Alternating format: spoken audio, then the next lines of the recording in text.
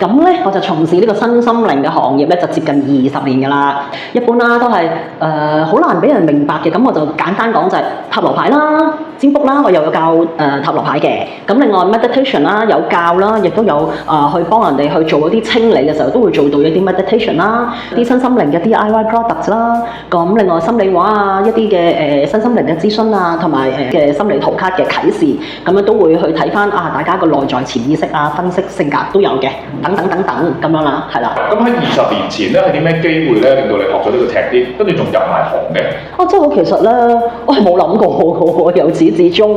我以前咧，我成日以為我自己咧係做大健康行業㗎，我點知咧，即係其實都幾唔啱我自己嘅，即係啲路係行得好棘下㗎咁樣。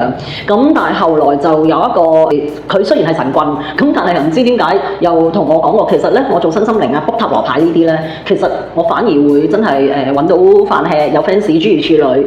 咁一個偶然嘅機會就係同我舊拍檔，我拆咗檔之後，咁但係反而就發掘到自己呢個天分啦。係個拍檔雖然係有啲問題，但佢幫我發掘咗個天分之後咧，我反而就真係做咗呢一行啦，都托賴嘅。咁同埋啲即係八卦揾人睇下相啊、睇下命都係講，其實我係做呢一行係冇錯咯。咁啊做到而家嘅，咁啊真係自己興趣添，亦都係。你 Tara 咁有冇啲朋友咧揾完你幫手之後咧，佢嘅人生啊，佢自己嘅人生路向裏邊咧得到改變，亦都正面咁發展咗啊？其實都有嘅，咁啊即係唔係讚自己啦，都真係幾多嘅。咁譬如有一啲同即係自己嘅爸爸關係係好咗嘅，會真係叫做修行嘅，真係修行嘅。咁可能初時講到牙血都出都講唔明嘅嘢咧，咁佢哋係會慢慢明，同埋係會做得到嘅。咁呢啲都即係我唔係揸流攤㗎嘛，係咪先？咁即係我都想對方好嘅時候，咁都開心見到佢哋嘅轉變。同埋我都幾多客人係真係都做咗朋友嘅。其實咧嗱，有時真係能醫不自醫啦，其實係好正常嘅事嚟嘅。咁啊，雖然我從事咁耐啦，有咁多客人去諮詢啦，大約4年前咁一件好突如其來嘅好大嘅衝擊。我本身係冇抑鬱症，咁但係最後我都係有中高度嘅抑鬱症，維持咗成1年零3個月咁樣樣，我自己一段好長久嘅關係，即係好 sweet 嘅關係巨變。咁有啲即係小人喺度搞破壞，但係講明就唔係小三嚟嘅。咁啊，突如其來，咁對方係180度性情大變，一段短時間裏邊 block 我啦，又趕埋我走啦，係咯，即係變咗，真係一個好大嘅巨變啊！咁我係接受唔到嘅時候，就真係我發覺我已經有一個抑鬱症嘅症狀，因為我都係從事身心靈嘅行業，我對自己嘅情緒上嘅一啲嘅嘢，我就會比較敏感嘅。自己嘅時候就真係能醫不自醫嘅，喺嗰一刻就係咁啦。嗱，我本人咧啲症狀長期性地係維持咗大約1年零2-3個月嘅。咁好在我最後都即係自己 KO 到。咁但係你話當中即係譬如話食慾冇咗啊嗰啲，咁我自己就冇嘅。因為抑鬱症咧，人人嘅症狀唔同。哪怕嗰陣時其實嗰1年零3個月我係屬於中高度嘅抑鬱症嚟嘅，但係我就冇話食慾不振啊、咩瘦咗暴瘦呢啲嘢就冇嘅。咁但係咧失眠啦，即係眼淡淡啦，同埋喊唔停啊！真係喊唔停嘅，即係譬如一有空位空檔嘅時候，或者瞓覺咧，即係攤咗喺張床嗰度咧，係喊到彈晒起身啊，跟住收聲，再喊過，跟住喊完啦，又起身，又再喊過，即係會係唔識停，同埋嗰個情緒嗰個上落咧，係我好辛苦逼自己去即係摸翻自己上嚟嘅，會係突然間。一句説話或者乜嘢，但係可能係無關痛癢嘅嗰句説話或者一個情景，佢係會令到我係馬上好辛苦，即係 boost up 上嚟嘅 energy 個即係正面翻嘅能量咧，係會好快迅速地10秒8秒係砰跌翻晒落去，可能一跌咧就成個幾2個禮拜啊2-3個禮拜，我係要好辛苦先揾盡辦法，先可以再將自己嗰個energy 再 boost up 嘅。好在我就自己外向啲，咁但係出去見下朋友咯，但係翻到屋企都又再嚟了嘅。嗰陣時就會長期大約1年2-3個月啦，都係呢啲咁樣嘅情況嘅。你聽話咁，當你自己經歷咗呢一件事之後啦，咁你有冇自己去諗下你自己都要從事呢一個身心靈行業？有冇諗過啲方法幫自己？亦都有冇尋求出邊一啲專業嘅朋友去幫手咧？梗係有啦，因為我自己對即係我自己做得一個身心靈行業嘅人，同埋其實我都係有學生啊，有即係導師身份嘅時候，我自己都唔可能俾自己長期都係咁，同埋我都要同自己講，講，我自己就係一個人版。咁如果我真係想幫人嘅話，咁我係咪首先都要做一個人版俾人哋去睇？喂，其實我都有去努力嘅喎，咁我先至有說服力去教翻啲人㗎嘛，啱唔啱先？我當時我有用一啲自然療法嘅方式嘅，不過就好可惜。唔得，係啦。咁另外我都有嘗試揾過我同行嘅即係導師啦，咁都唔得。咁所以決定都係自己嚟。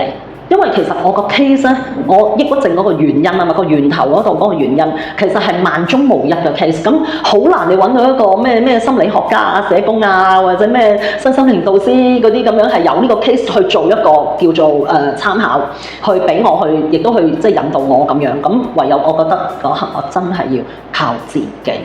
你 Tara 頭先你講到咧用自己嘅方式去處理啦，可唔可以同大家分享下咧呢個經歷你用啲咩手法可以幫自己啊？即係第一點啦，我分咗7點嘅。咁第一點就係當自己情緒爆，或者即係有人係刺激到你嘅時候，或者個環境佢係刺激到你嘅，麻煩盡快遠離。有咁快得咁快，冇鞋揾劇走。咁萬一嗰個地方，即係舉例係一個劏房咁樣，即係你對方咁樣係唔得嘅。咁真係盡快揾一個擰住面，揾一個地方係空間啊，係比較乾淨嘅、整齊嘅、空氣相對流通嘅，自己做深呼吸。咁我當時即係因為我屋企人唔係咁體諒啊，咁變咗都會刺激我㗎。咁變咗我就落樓下咯。落樓下咯，係啦，咁落唔到樓下嘅就自己病喺房或者即係揾個地方呼吸咁樣咯。第二個方法啦，就揾一啲正能量嘅一啲嘅message 啊、文章啊，即係我會去即係接觸翻一啲事物咧係正能量嘅，例如我好中意貓狗。我係好中意貓狗嘅，哪怕你係流浪動物啊嗰啲咁樣，即係我成日去留意啲流浪動物嘅消息，我就去睇啦。或者一啲好可愛、好得意嘅貓狗，我就去睇啦，係啦。咁或者甚至會親身去到即係一啲有貓狗嘅地方，成日放貓狗嘅地方，我就去見、去睇。咁我就會覺得個人開始就舒服啲嘅、舒暢啲嘅。咁如果出唔到街嘅，咪揾一啲正能量。你覺得啊，哪怕係即係 N 年前周星馳啲笑片啊咁樣，即係你自己睇咗，要將嗰個情緒啊馬上去轉移啊。咁即係俾翻啲正能量，自己開心咗先，然後再處理事情咯。即係先處理心情，就再處理事情嘅。咁第三點咯，做一啲自己中意做嘅嘢，即係例如頭先我所講，我中意接觸啲貓貓狗狗啊，睇到好開心啊咁樣，咪出去接觸佢哋咯。或者我好中意整啲圖㗎。咁以前就即係嗰陣時又未興 AI 啦，咁而家興啦，咪得閒整下圖啊，收下圖啊咁樣，或者睇下啲藝術嘅嘢，我就中意呢啲嘢嘅。咁自己將中意做嘅嘢咧，擺多個時間落去，你投放咧，咁分泌多啲多巴胺，你中意啊嘛，係咪先？咁你個人嗰個情緒就會開始係落翻落嚟嘅，就係咁啦。咁自己又開心咯，咁樣樣，呢個係情緒轉移嚟嘅。第4個啦，咁就揾一啲即係你自己覺得可信嘅朋友啦，同埋即係可信還可信，都真係你要認為佢真係一定嘅程度成熟程度有智慧嘅人。咁去傾訴咯。咁當然啦，喺我哋即係朋友圈子裏邊咁樣，有冇呢啲人咧？咁真係自己要去物色嘅。如果萬一我冇呢啲朋友喎，或者我啲朋友翻工啊，唔得閒理我，即係我都試過。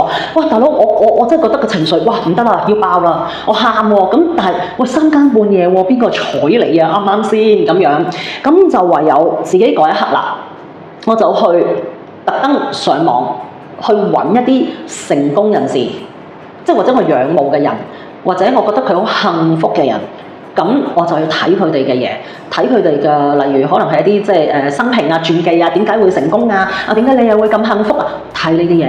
你除咗係學習之外，都係分泌多巴胺啊，係咪先？咁同埋你真係冇可能，我哋要情緒獨立啊！我哋唔可以做情緒巨嬰，我哋冇可能下下去黐住人哋嘅。咁嗰刻如果有就好好啦，係咪？咁俾翻自己一個正能量之餘，同埋我都要勸誡嘅，因為我發覺好多人即係好中意喺網上問，哎呀，我應該點做啊？咁樣就死得嘅。其實某程度上，啲網民你唔識佢哋。咁佢哋萬一亂俾意見，其實佢係仲擾亂你㗎，仲擾亂你不特止，可能分分鐘教壞你，令到你更加情緒差。仲有最大鑊嘅就係你唔識佢哋得，你個底俾人哋睇晒。咁騙徒咧係會有機可乘嘅，就係咁啦。咁呢個就要勸誡大家。咁有時我哋要獨立啲，我哋處理翻我哋自己嘅情緒，就係咁樣，就唔使靠人哋嘅，就係咁樣啦。第5個好容易有一樣嘢嘅就係內耗，成日怪自己、鬧自己。咁覺得自己都係因為我啦，我真係好冇用啊，點解搞到件事咁樣啊？跟住就煩一大堆嘅咯喎，佢哋。咁啊，但係我自己會覺得人人都係有一個自身價值。咁你真係要 mark 低啦，自己喂，到底我有啲咩自身價值咧？呢件事係咪真係關自己事咧？同埋佢哋好興好中意炒埋一碟，將所有佢哋認為嘅問題，可能唔關事 A 問題同 B 問題、C 問題都唔關事，佢情緒到嗰一刻佢會炒埋一碟，佢分唔開㗎。但係事情有緩急輕重，佢哋都分唔開，咁變咗一樣嘢啦，就真係要揾自己嘅自身價值啦，俾翻啲自信自己，同埋一定要同自己講，我係有能力 handle 嘅呢啲事情，我嘅情緒亦都係可以 handle 得到嘅，即係呢啲都要去靠平時自己去修練嘅，就係咁樣啦。第6點啦，盡力喺呢一件令到你好唔開心嘅事情裏邊，你揾翻出一個正面嘅方向去睇呢件事。因為每個人睇嘢嘅方式都唔同，咁其實有唔同嘅角度就會睇出唔同嘅結果。咁呢個係好睇你嘅心態去睇乜嘢。咁例如我發生即係對我嚟講咁大件事，個關係無啦啦變成咁我就都會睇到究竟呢件事帶俾我嘅一啲嘅經歷裏邊，我應該學啲乜嘢咧？我應該有啲咩課題我要去學習咧？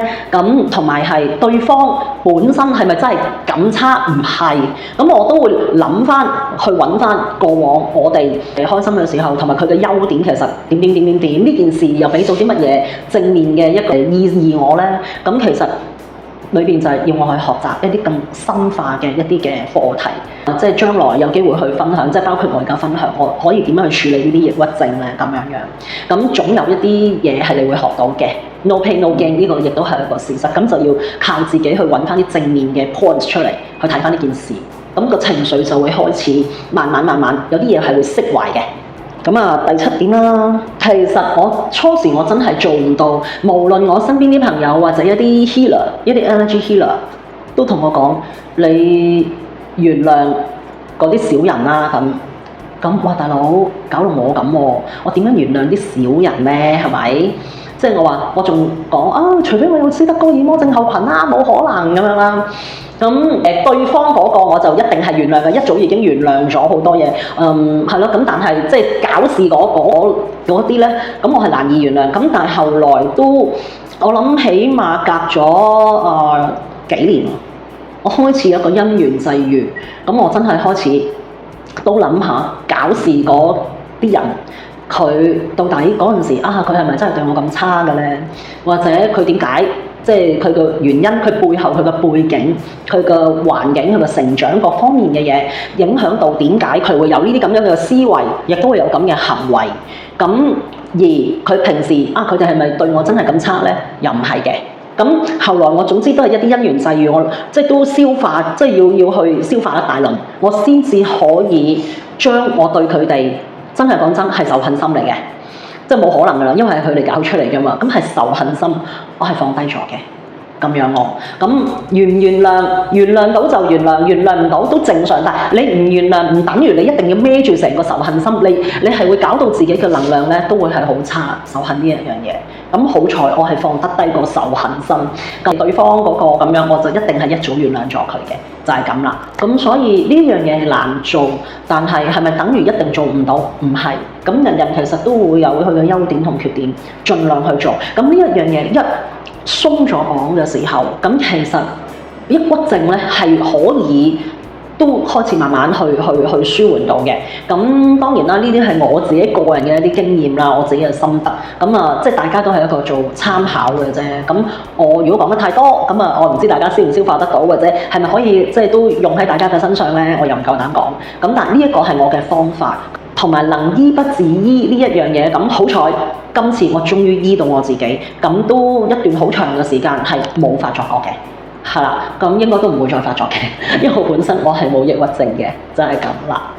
你 Kara 咁喺你康復嘅過程同埋而家康復咗啦，你嘅感受、你嘅體悟係點樣嘅？真係哇爆嘅時候真係好辛苦，好辛苦，哇點都好似控制唔到咁樣嘅，咁但係好在啦，即係自己根據翻頭先我講過7點，咁都叫做真係好翻嘅。好翻之後有啲咩領悟呢？我都會覺得唉，個天俾啲咁嘅嘢我談，即係太突如其來嘅，係咪先？即係以往咁多嘅即係挫折都冇事，點解今壇係可以搞到我咁嘅咧？咁當然啦，對方對我嚟講係非常重要啦，呢個係一定㗎啦，唔係會咁啦。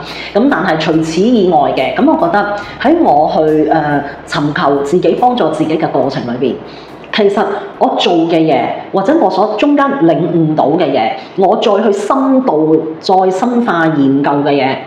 其實係可以攞出嚟幫人啊！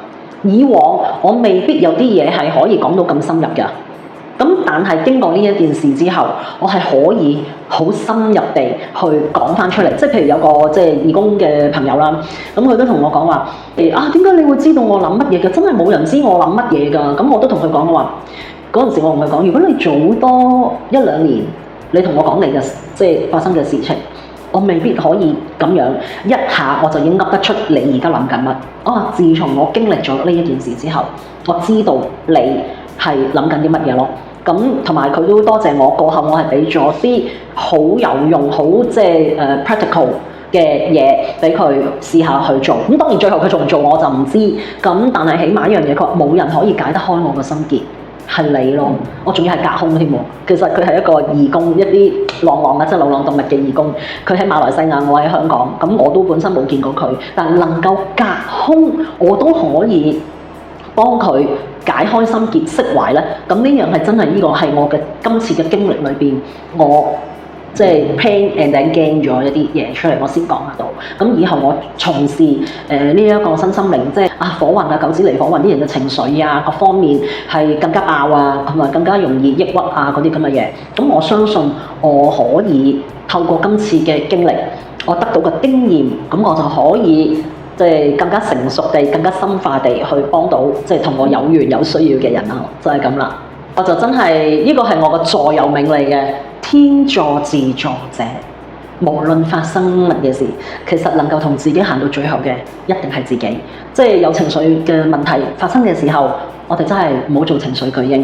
最終解決嘅一定係自己。人哋俾啲咩嘢意見你，俾咗啲咩方案你唔去做都係多餘嘅。咁當然我哋要尋求協助啦。咁協助咗之後，就我哋要收集埋咁多嘅即係意見啊，咁多個方法去揾出一啲篩選一啲即係啱我哋去做嘅嘢，然後嘗試自己去解決，提升自己嗰個意志力。天助自助者，咁我係解決咗，我哋一個成功嘅例子嚟嘅，就係咁啦。咁大家共勉之，努力加油！